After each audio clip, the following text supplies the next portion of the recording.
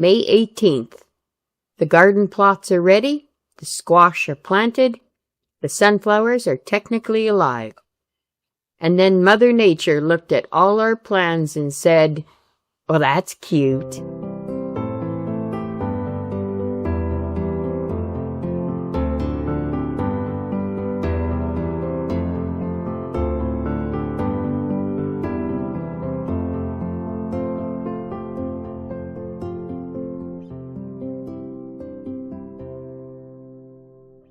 Dad and I bought this house in 2018, and that first summer was less of a garden plan and more of a full-scale botanical investigation.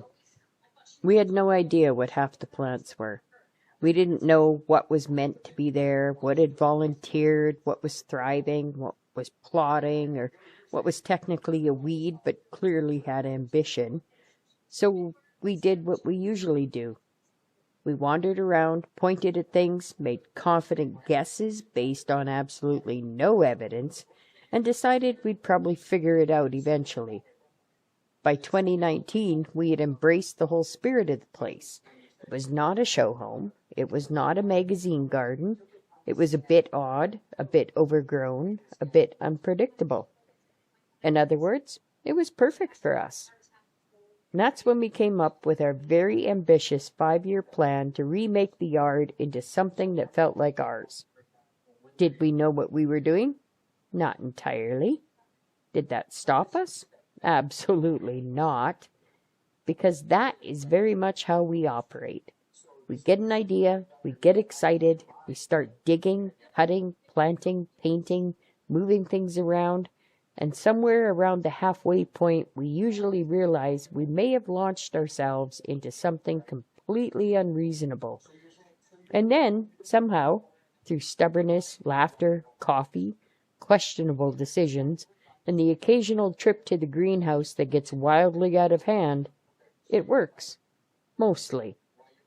That was the first remake. The beginning of Wonky Cottage.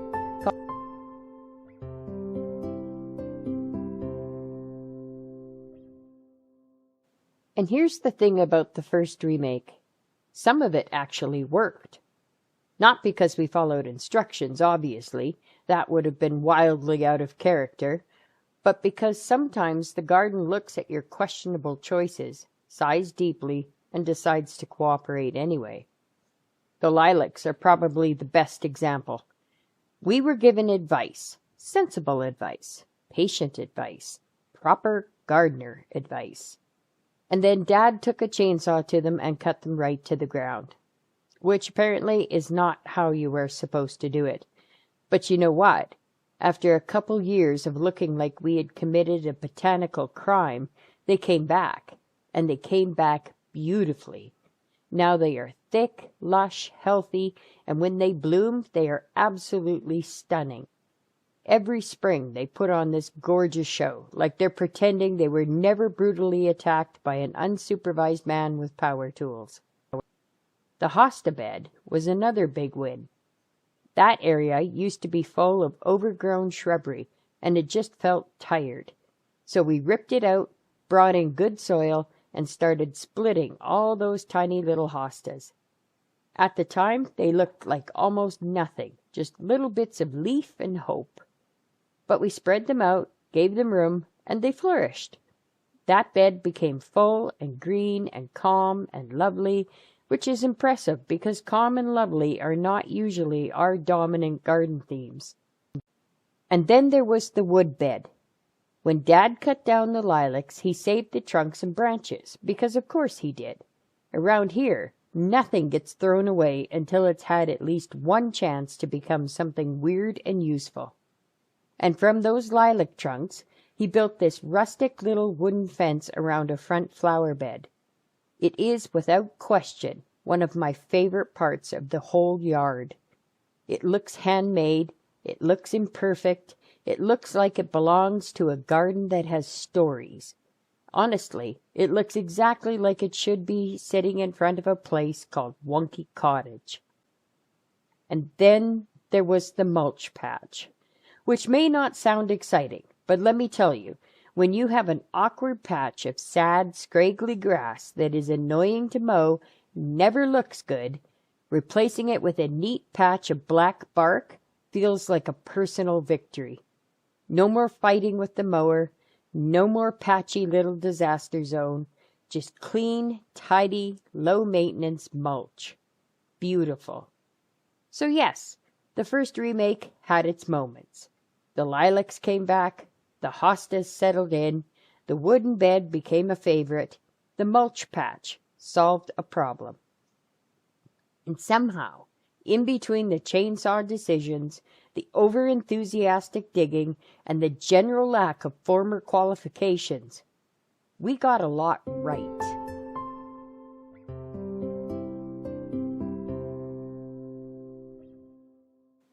Of course, not everything in the first remake went according to plan. I know, shocking. First, let's talk about the mulch path. Because yes, the mulch path was a win. It looked great. It solved the awkward mowing problem. It turned a sad little scraggly bit of lawn into something tidy and intentional. And then we got Harley. Now, I'm not saying Harley ruined the mulch path. I am simply saying that a black bark mulch and a small dog with regular digestive habits creates challenges. Visual challenges. Cleanup challenges. Is that bark or is that those kind of challenges? So while the mulch path was technically successful, it did become a little more complicated once Foreman Harley joined the crew.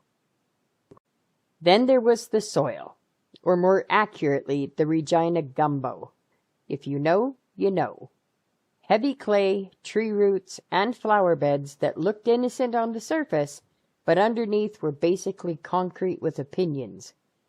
Every time we tried to plant something, we discovered another root, another chunk of clay, another reason why gardeners in this city develop strong forearms and stronger language. We brought in soil. We amended. We dug. We complained. We dug some more. And we learned very quickly that a garden is only as dreamy as the dirt underneath it. Then came the power line easement, which was a fun little plot twist. We had all these grand plans for a beautiful corner development in the backyard.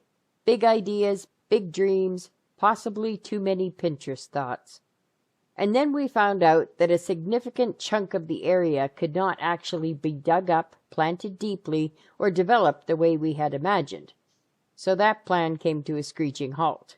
Not a gentle pause, a full dramatic tires-squealing halt.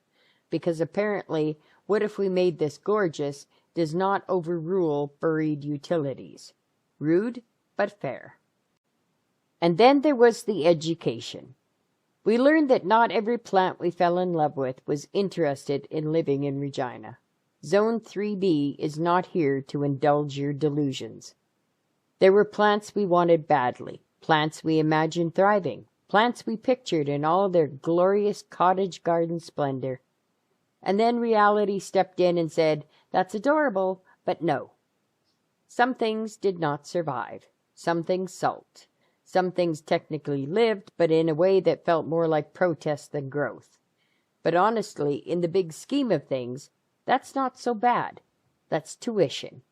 Every failed plant, every root-filled hole, every chunk of gumbo clay, every impractical idea, every "well, that didn't work" moment taught us something. And really, that's part of the Wonky Cottage way. We try things, we get it wrong, we laugh, we learn, we buy another plant.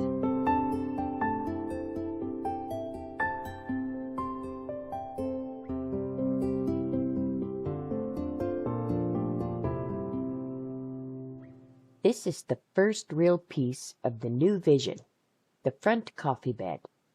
Because apparently, once you start remaking a yard, you don't just say, "Let's put some flowers there." Nah. You say, "What if this became a charming little coffee spot with peonies and salvia and marigolds and a place to sit and admire all our excellent decisions?" So that's the plan. peonies for the big romantic drama, salvia for height and color, marigolds and Dusty Miller along the front because they are cheerful, reliable, and they know their job. And tucked behind it all, just enough room for a little table, a couple of chairs, and a morning coffee. Is it going to be perfect? Absolutely not. But when I make a quilt, I always say, finished is better than perfect. And apparently that applies to gardens too. So this bed doesn't have to be flawless. It just has to be planted. And this is where the dream starts taking shape. Of course, not every part of a remake can happen in one summer. Some beds are a right now project, and some beds are a future Carla problem. This one is definitely future Carla. The dream here is spring drama. Tulips, hyacinths, alliums, big color, big impact. The kind of bed that wakes up before the rest of the yard has even figured out what year it is. But bulbs are a fall job. So for now, this bed is mostly about the vision and some zucchini. We know what we want it to become. We know the daylilies need dividing. We know the vines have plants of their own. And we know that eventually this is going to be one of those beds that makes spring feel like an event. But not today. Today it goes on the list. Because the remake is not about doing everything at once. It's about knowing where we're going. And then getting there, one slightly wonky project at a time. The north and northeast corners are getting the hostas and peonies treatment, because not every bed needs to be flashy. Sometimes you just need good solid plants doing a good solid job. Some of this is rearranging, some of it's rescue work, and some of it is finally admitting that certain plants would be happier somewhere else, which frankly is relatable. These beds are less about instant wow and more about building the backbone of the yard. Lush, reliable, low drama. Well, except for the peonies. Peony drama is real. This part of the remake is definitely more of a future project, because while grass is fine, I'm getting a little tired of mowing it. What I'd really like is more time to sit in my coffee nook, enjoy the flowers, and not feel like the lawn is running my life. So we started thinking. Rocks, maybe raised beds, maybe a whole new layout. Something lower maintenance, more intentional, and a lot more enjoyable. Do we have the final plan nailed down? Not even slightly. Nothing is chiseled in stone, ha ha. But the vision is there. Less mowing, more growing, and more time to actually enjoy the yard. And that feels like a pretty good direction. So where do we actually start? Well, not with the big beds, not with the fall beds, not with the rocks. We start with eye candy. Planters. Because the big remake is going to take time, but planters give us something beautiful right now. A few greenhouse trips, some blueprints, some shopping lists, and a budget stretched to the max later, we had plants. Palms, cannas, coleus, begonias, lobelias, sweet potato vine, thrillers, fillers, spillers, and a whole lot of spirit. This is the part where we make something we can actually finish. Something colorful, something dramatic, something that says, okay, we got this. The yard may be a long-term project, but the planters are where we start. One pot at a time. So that's where we are. We have a vision, we have a very fluid plan, and today we have planters. Maybe the coffee bed.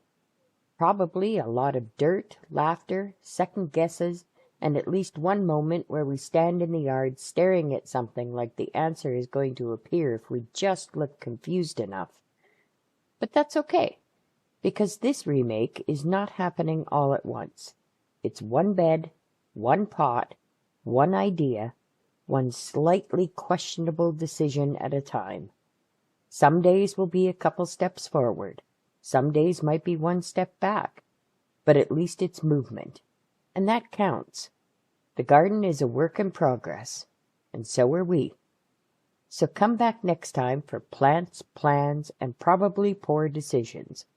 Because the vision is big, the plan is flexible, and the chaos is just getting started.